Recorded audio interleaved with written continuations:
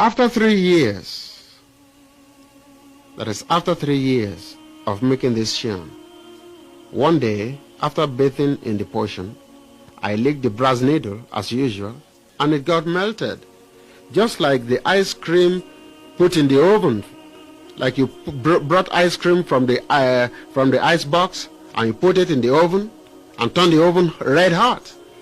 Yeah, the needle got melted. I shouted because I knew that death was imminent. Remember what Job says? Brother Job said that the thing I greatly feared is come upon me, and that which I was afraid of is come unto me. You remember Job chapter 3 verse 25? The thing I greatly feared is come upon me, and that which I was afraid of is come unto me. So this is exactly how very many people, even young people, cut their own lives short nowadays.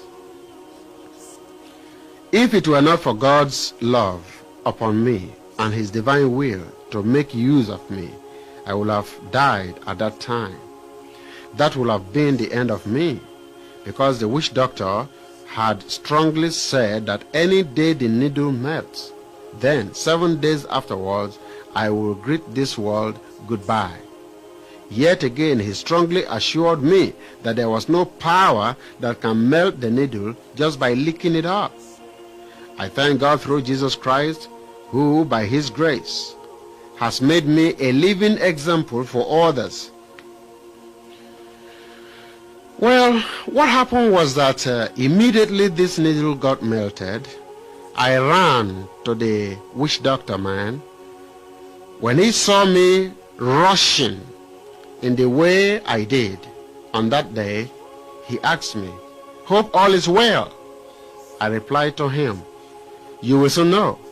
So I explained what happened, panting. I was panting. "The thing you made for me has got melted, Papa." He replied me without any sign of pity in his words or in his face. You see, there is no pity or mercy in the devil's service. Never. All the devil is running after is to get rid of you. He wants to get rid of you because he has missed heaven. He has missed God, and he wants you to miss him also. Is it of any good for you to throw your life away? No good. The old man said to me, "If it has melted, then go home and pack up and get ready for your death." This greatly enraged me, so I brought out of my skin a dagger and faced him, because in those days, even though if I was naked, I have the power to conjure at least 201 knives, dagger, out of my body. But you never realized that this kind of operation was done by the powers of the devil. Well, I told the old man I would kill him first before I die. Initially, he thought it was just a mere threat from a small boy like me, a young man. But on realizing that the type of knife must not touch blood, otherwise the person will start to decay till he is dead, he started reciting powerful incantations. This made me more angry. I shouted at him, "You think because you see me so young you can overpower me with incantations? I'm beyond all those kind of things, and you will soon know." So I stabbed him on the arm. When he saw that this was no plaything, he resorted to begging me. I told him sternly, "Before I die, I will pack you up first." He pleaded strongly with me to spare him, saying it was the fault of the herbs in that it failed me. So after much begging, I left him alone. In a desperate bid to save my life, I went to my master, who taught me magic, the art of magical occultism, and told him my herbal potion had spoiled. He inquired whether I had been to the old man, the witch doctor, for amendment, and I replied that, yeah, I've been there. I've been to him, but he could not make anything to help me at all. No amendment whatsoever. Then my master told me, "Well, I'm sorry, my boy. just have to go home and pack up and be ready to face reality like a man. Then I said to him, Master, what kind of reality is that? Yeah, what kind of reality is that? That is the question you may probably ask sometime, someday. But whether you like it or not, I'm telling you, you're going to face reality. You're going to face reality. So, okay? Anyway, in a nutshell, I left my master with a very heavy heart. Different kind of thoughts filled my head. The fear of death was everywhere. So upon all my efforts to escape death, the very thing I look for and consider to be life has indeed become my death. So I went home, deeply sorrowful at heart, feeling I had come to the end of my life. I had to get my life or myself prepared for Mr. Death. Then something occurred to me. I remembered that somebody had gave me some money to prepare a certain medicine for him.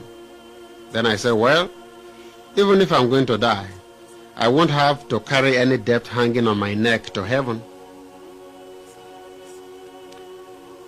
In those days, when I was a practicing witch doctor, if I was given some money as payment in advance to prepare a medicine, it was my policy not to spend a penny out of such an amount until the medicine was prepared and finally handed over to the owner. As I was in bitter thought of the agony of death, then I remembered that somebody had given me some money to prepare that sham. Hence, I got out in search of herbs, in search of leaves, in search of roots, to make this man's medicine for him. At that time, I was living at Akure in the Ondo State capital, which was then in Western region. There was nothing like Ondo State in those days. So, it was along the Akure-Ondo road that I went conducting a search for the herbs and all those ingredients that I needed. Near the roadside, I dare not enter into the bush because I was afraid of everything. Everything around me at that time looked like death. Well, suddenly, I saw a strong whirlwind afar off coming in my direction with a terrific speed. It was coming on the left-hand side of the road along which I was going. I therefore quickly crossed to the other side of the road. As I ran to the right-hand side, it also crossed, the whirlwind also crossed to that side of the road, still approaching me very fast. These crossings from one side to another of the road happened about 3 times, until finally the whirlwind caught up with me and engulfed me. As it got to me, and for fear of being blinded by the accompanying sand, I covered my face with both hands. Almost immediately, I noticed that I was being lifted from the ground. When I noticed I could no longer feel the blow of the whirlwind anymore, I opened my eyes.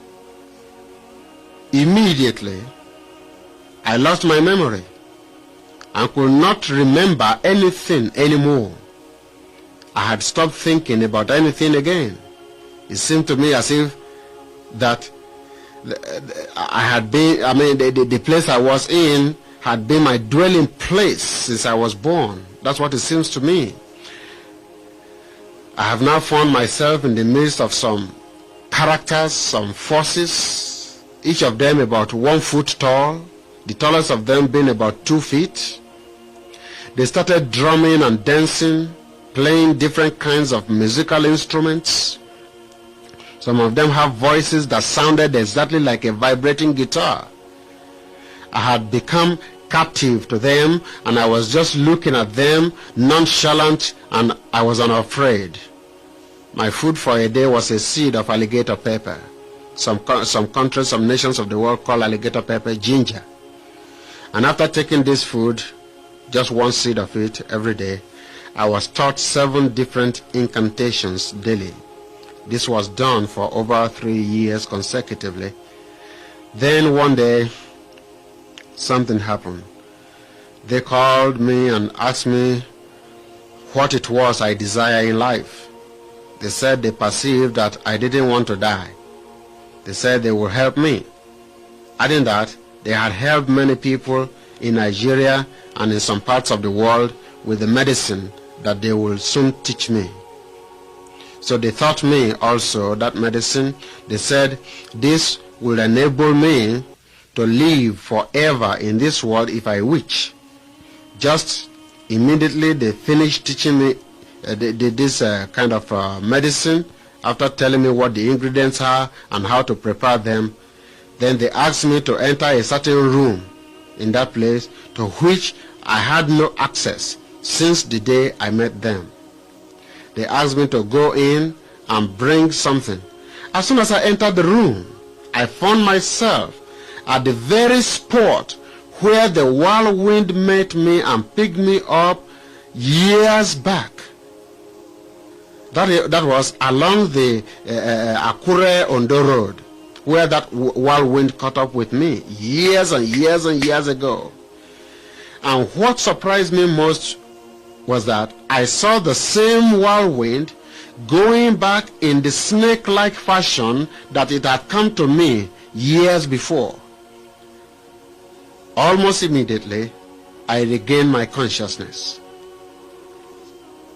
So, I decided to return to the town. On the way, I met a man from whom I inquired about the welfare of my master, Professor Kwambolambola. When my master saw me, he almost fainted because he thought it was my ghost. I soon started to recount to him everything that ever happened to me since I had disappeared so many years ago while I was away. Then he calmed down, saying it was so, and adding that his own sojourn in the land of the spirits was up to 7 years duration.